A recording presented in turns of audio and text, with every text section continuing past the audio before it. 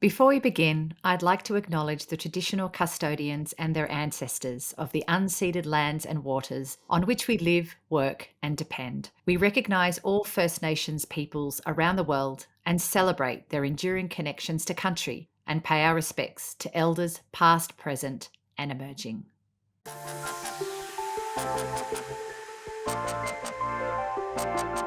It's hard to believe we've been working on our Humanitarian Horizons research program in all its forms for 7 years.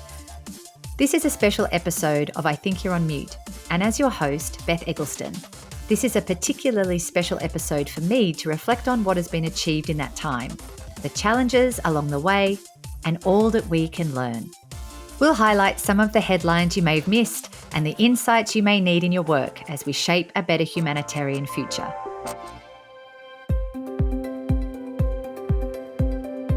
In just the last 3 years alone, the Humanitarian Horizons research program has delivered 32 research papers with 6 different institutional partners and 22 collaborators across the Indo-Pacific region. We've also published 15 policy and research briefs. We've seen our research make an impact with it presented at conferences and roundtables and gain more than 100 citations globally. We've provided organisational briefings on our research and had agencies share examples of how the research has really directly impacted their programs, their strategy, and their advocacy efforts. And of course, we've had 3 fantastic seasons of I Think You're on Mute to bring the research to life and to hear from humanitarians doing the work to make the research, frameworks, approaches, and models a reality. We've worked on everything from supporting the mental health of local humanitarian staff to examining whose knowledge we prioritise when making decisions. We've looked into who is excluded from protection and assistance, who provides aid and their motivations, and how policies play out in practice. We've also explored how to truly walk the talk in greening humanitarian operations. So, what's worked well and what could have worked better if? Let's find out. I'm thrilled to welcome to the podcast Pamela Cajilig, an independent evaluator of our Humanitarian Horizons research program. Welcome, Pam. Could you please tell our audience a little bit about yourself and your role in evaluating the program, please? Oh, thanks, Beth. It's great to be here. So I'm Pamela Cajilig. I am an anthropologist by training, but much of my research focuses on disaster risk reduction and management, as well as climate adaptation. So that intersects with humanitarian research as well. And right now I'm working with HAG on evaluating the end term of the Humanitarian Horizons programming.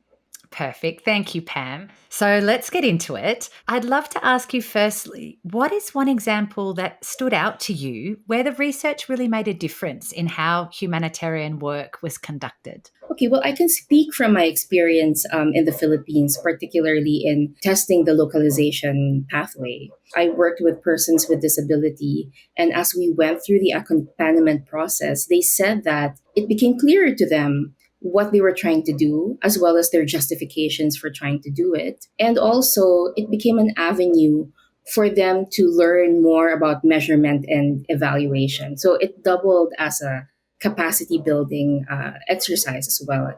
And we've seen that similar impacts of that in Bangladesh, for example, and Pakistan in humanitarian shelter. Yeah, and in Bangladesh, the Humanitarian Horizons research on localization in general has really helped mobilize the local actors in the country and advocate for policy reform that was taken up by the government.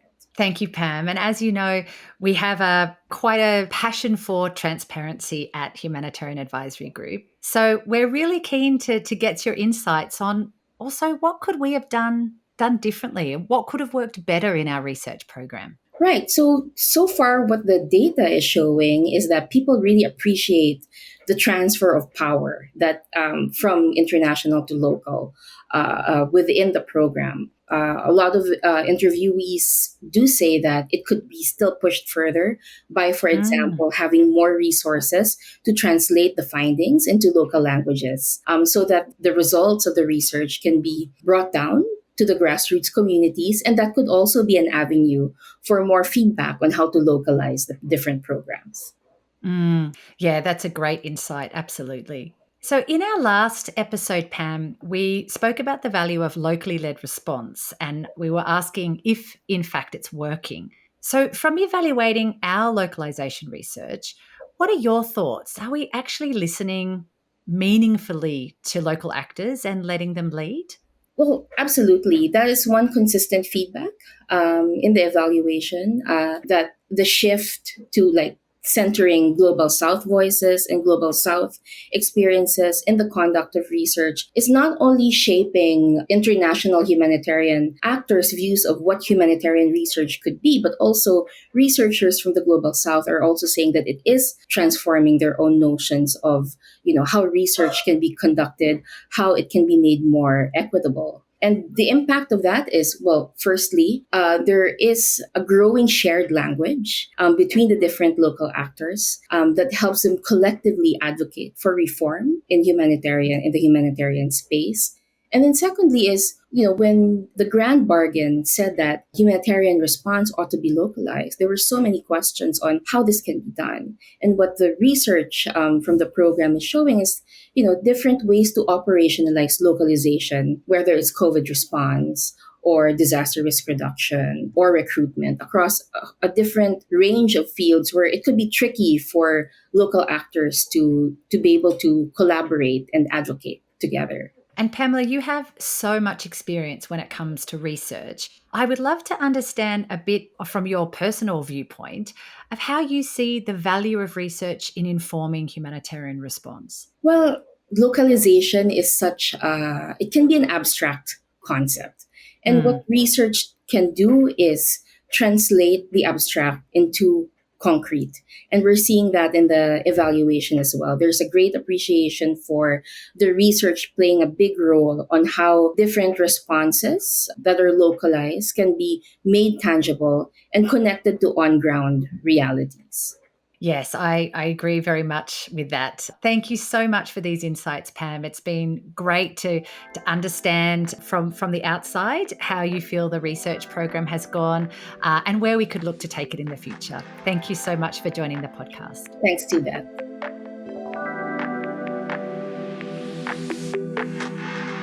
Finally, as our last guest for season 3, I'd love to welcome HAG's own Eranda Wijewickrama, who coordinated and managed our Humanitarian Horizons program for the last 4 years.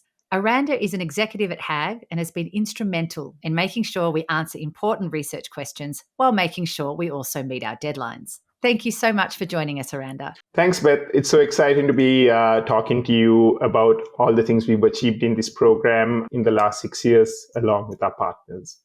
As we reflect on the end of an era, I'd love to know from you if you have some examples on how the research from the Humanitarian Horizons program has informed change in the humanitarian sector or informed policy here in Australia or elsewhere around the world. Thanks, Beth. So I'll try and maybe pick 3 or 4 examples from the last few years of Humanitarian Horizons research program. The first one, I think, has definitely been the localization baseline methodology, which we started off in the Pacific around 2017, 2018. But since then, it's grown its own wings. And now that methodology has been used in Yemen, in Ukraine, and is being used in Lebanon and Iraq to help shape the discussion around localization. In Yemen specifically, it's opened up pathways of local actors to engage with the humanitarian coordination team, which they didn't have before. So I think that's a big win for us. The second one is around the greening humanitarian framework that was developed as part of the current program. And I think one of the sort of the most immediate influences that we could see was how that helped DFED's humanitarian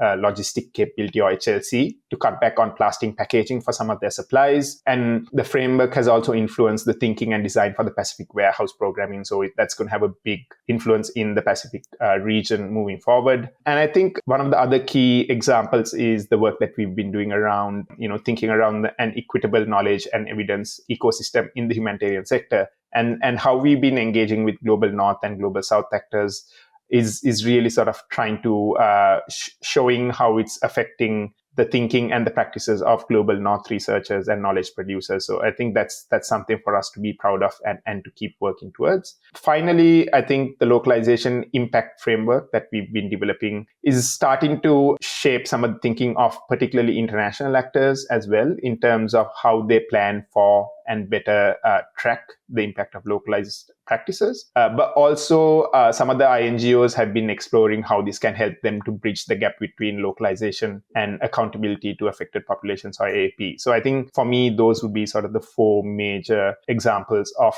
how our research has helped to shape policy or practice in the sector. Thank you, Eranda. And I know you don't like to play favorites, but I would love to know, out of all the large number of products that we've developed under the program, what are a couple that have really stood out for you? If you focus on the current program, Beth, I think the greening framework has a lot of potential, and it's been creating a lot of interest both in Australia, but also if you look at some of the engagement we've had in Fiji and Tonga, and there's a lot more potential for that to be applied in the Pacific region, but more broadly as well. The localization impact framework, again, is hopefully going to be a crucial product for the sector to really start recentering communities in terms of how we plan for and track the impact of our work, particularly from a localization lens. The vision for KNE, the knowledge and evidence system, I think is going to be, again, an important piece for us as an organization from the Global North, but other actors in the Global North, to support and uplift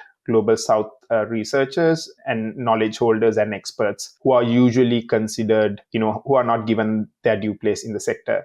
And finally, we've also worked on a couple of inequalities papers looking at staff recruitment practices and psychosocial support for local and national staff.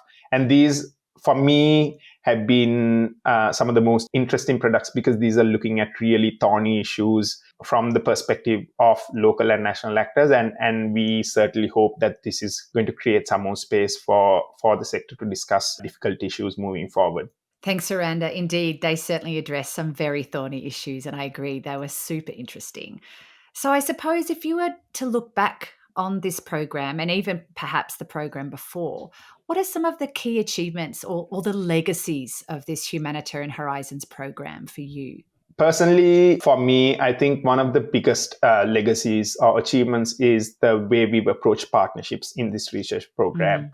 For us as an organization, as you know, Beth, that has, the partnerships that we've developed through this program with Piango, with Glow Consultants, with Insights, with CoLab Consultants and Pucciano Center have really defined how we function as an organization. But that's also been a critical element for our partners as well, in terms of their growth, their reach, and the engagement that they've had. And I hope we've played a small part in elevating them to the global stage. Definitely, the partnership approach that we've had, along with the research that we've been doing on the knowledge and evidence space in the sector, has also helped some of the other Global North actors to rethink how they do work. And I hope that's going to be a continuing legacy of the program.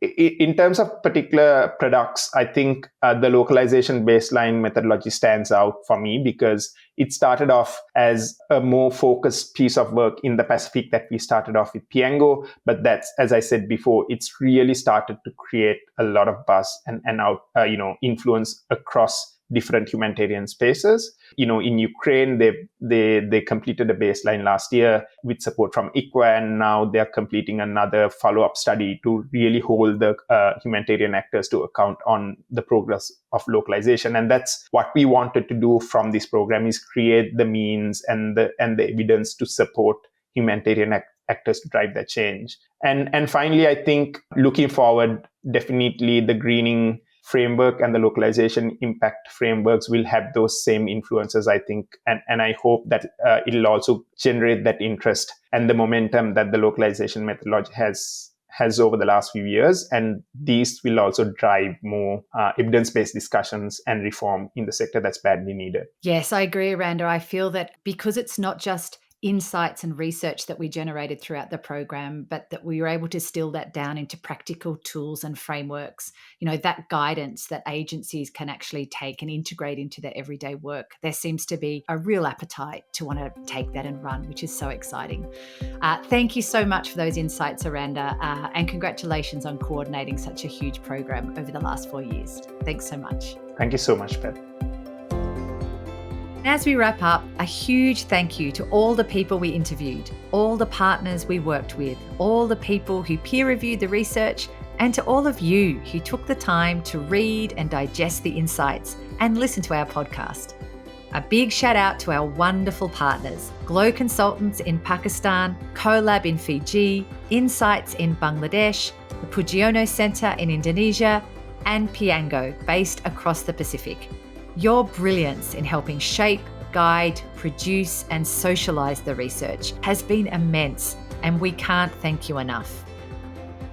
We also extend our gratitude to DFAT for giving us the opportunity to explore new horizons within the humanitarian sector, allowing us to collaborate and generate new research and insights. We'll continue to share the findings, and we'll look at shifting gears to provide advice, training, and guidance. So get in touch if that's of interest to you. This is the last episode for this season. I look forward to bringing you another season with new insights and new voices.